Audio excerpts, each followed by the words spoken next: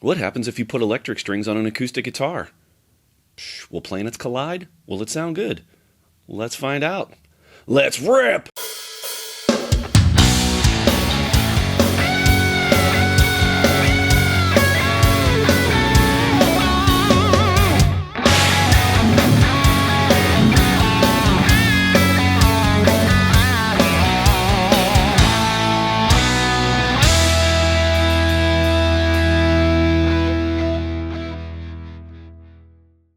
So as you know, there are two types of strings, one for an acoustic guitar and one for an electric guitar, two very different types of strings.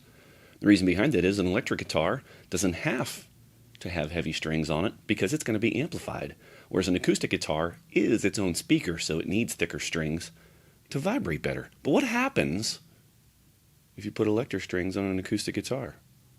Well, we're going to find out today, so what I'm going to do is I'm going to take this beautiful Martin guitar, and it's already equipped, obviously, with acoustic strings.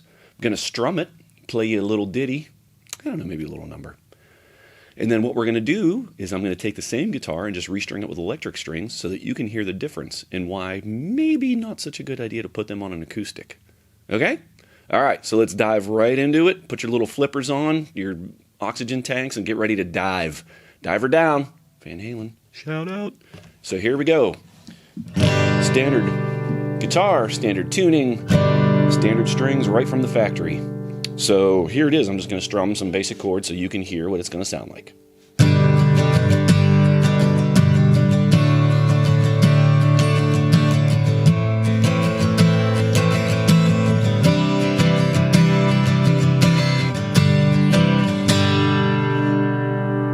All right. So there you have that. I'm going to go restring this right now. Well, I'm not going to do it. I mean, I have roadies to do that.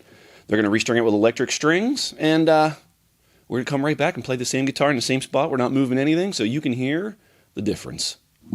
Just that quick. We have restrung this massive beast with standard Ernie Ball strings, standard Ernie Ball electric strings, and I will tell you that it required much setup. Way less tension on the neck, which means it needed a complete neck adjustment. So here we go. Same guitar, electric strings.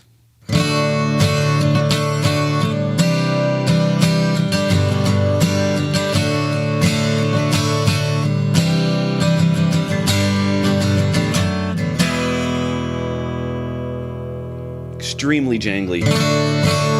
Way too loose. The bass is gone. No more low end. Comes out of tune very easily just by pressing a little too hard, harder than what you're used to do because you're used to playing acoustic, right? The G is unwound, so it feels like there's almost no string there.